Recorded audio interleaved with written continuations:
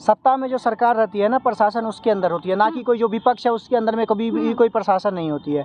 और दूसरी बात यह भी बोलूँगा कि अगर मान लिया दूसरे किसी ने करवाया है तो जिसने करवाया आप उस पर नहीं करवाया, जिसने किया उस पर तो आप कार्रवाई कर सकते थे। यही 10 दिन पहले हमारे देश में तिरंगा अमृत महोत्सव, तिरंगा महोत्सव मनाया जाता है। और उसी दिन, उसी के कुछ दिन बाद उसी तिरंगा को लेकर के, और तिरंगा को जो छात्र वो लड़का इंटरव्यू में बोल रहा है ना कि मैं उस तिरंगा को अपने सर के पास छुपाने के लिए रखा कि तिरंगा पर लाठी ना लगे, और उसके बावजूद उसी लाठी से उस तिरंगा पर भी वार किया गया। जो एडीएम है ना, के सिंह नाम है उनका, बोल रहा हूँ तो फिर उनको बुरा भी लगेगा।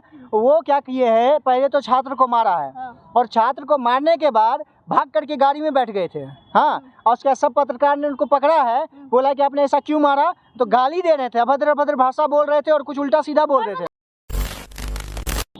ये जो सीटेट का उस दिन, अभी कुछ दिन पहले जो आंदोलन हुआ था जिसमें एडीएम के द्वारा पत्रकारों को और एक अभ्यर्थी को बहुत बेरहमी से पीटा गया था, और उसके बाद जो तेजस्वी यादव है तो बोला गया था उनके ट्वीट के द्वारा कि एडीएम के खिलाफ कार्रवाई की जाएगी। लेकिन आज 3 से 4-5 दिन बीत चुके हैं, लेकिन एडीएम के खिलाफ कोई कार्रवाई नहीं हुई है। और इसी पे हमारे साथ पब्लिक पोल पॉइंट के एक पत्रकार हैं जो अंकित है, उनसे हम बात करेंगे। आप बताइए, सबसे पहले तो मेरे चैनल में आपका स्वागत है। आप बताइए, उस दिन आप भी मौजूद थे यहीं पे, और जब उन लोग को मारा गया था तो तेजस्वी यादव की तरफ से एक ट्वीट आता है कि ये जो एडीएम है उनके खिलाफ कार्रवाई की जाएगी, लेकिन अभी तक कार्रवाई की नहीं गई है। और यही तेजस्वी यादव है जो बोलते थे कि हम जब सत्ता में आ जाएंगे तो सारे सीटेट अभ्यर्थियों के लिए हम जॉब का मांग करेंगे, पर जॉब देना तो दूर की बात है, वो अभी तक एडीएम को दरखास्त नहीं किए हैं। देखिए, अब बिहार में सबसे बड़ा चीज़ आपको देखने को मिलेगा ना कि राजनीति छोटा बच्चा को भी देखेगा ना, वो करने के लिए तैयार रहेगा। और ये जो बोला गया था कि इस पे हम लोग कार्रवाई करेंगे और इसका जो टीम का गठन किया गया, और ये सब जुमलेबाजी थी। कहीं ना कहीं मैटर को शांत करना था, क्योंकि उन पर जो लाठीचार्ज हुआ है ना, वो अपने मर्जी से लाठीचार्ज नहीं किए हैं। उनको वही सरकार है जिन्होंने ऑर्डर किया था, तब जाकर के इन्होंने लाठी चलाया था। लेकिन बताइएगा आप, ये जो सरकार है बोलती है कि मेरे कहने से नहीं हुआ है, किसी की साजिश है, मतलब वो साफ समझ सकते हैं कि किनके ऊपर दोष लगा रही है। एक चीज़ और बताता हूँ, सत्ता में जो सरकार रहती है ना, प्रशासन उसके अंदर होती है, ना कि कोई जो विपक्ष है उसके अंदर में कभी भी कोई प्रशासन नहीं होती है। और दूसरी बात यह भी बोलूँगा कि अगर मान लिया दूसरे किसी ने करवाया है तो जिसने करवाया आप उस पर नहीं करवाया, जिसने किया उस पर तो आप कार्रवाई कर सकते थे।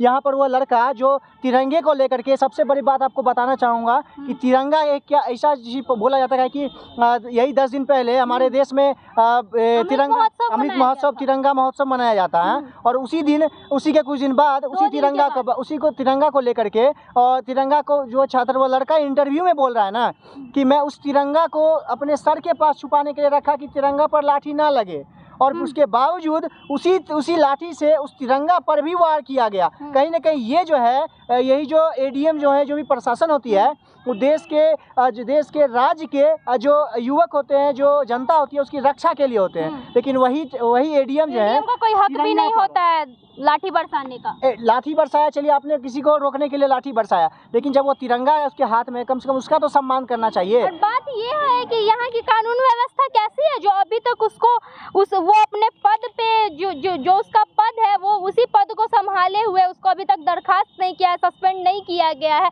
ये बिहार के लिए बहुत ही बुरी बात है कि एक तिरंगा लिए हुए अभ्यर्थियों को मारा जाता है, पीटा जाता है, और अभी उसकी हालत नाजुक है। अभी उसकी हालत बताई जा रही है कि अभी भी उसकी हालत गंभीर है, और उस एडीएम को अभी तक दरखास्त नहीं किया गया है। तो आप क्या बोलना चाहते हैं कि यहाँ की जो व्यवस्था है वो कैसी है? व्यवस्था तो आप लोग सब देख ही रहे हैं। उस दिन फ्रंट पे अगर आप होंगे, क्योंकि हम लोग तो थे, हम लोग देखे हैं, बट अगर आप लोग वहाँ नहीं भी होंगे ना, तो आपने वीडियो में जरूर देखा हो कि व्यवस्था क्या है। और जो प्रशासन का काम है रोकना, मान लीजिए सीटेट छात्र अभ्यर्थी क्या कर रहे थे, अपने संवैधानिक अधिकार है उनका कि प्रोटेस्ट करना किसी भी चीज़ को लेकर के, कि अपने हक की मांग कर रहे थे, वो वहाँ पे तोड़फोड़ नहीं कर रहे थे। इसका जवाब आप दीजिएगा। जब ये लोग एडीएम को दरखास्त अभी तक नहीं कर पाए हैं, तो ये 7th फेज नोटिफिकेशन जल्द से जल्द कैसे देंगे? वही तो मैं आपको बता रहा हूँ, ये तो सबको पता है, सब जान रहा है यहाँ पर कि रोजगार। बोल रहे थे कि हम सत्ता में आ जाएंगे तो हम सीटेट को जॉब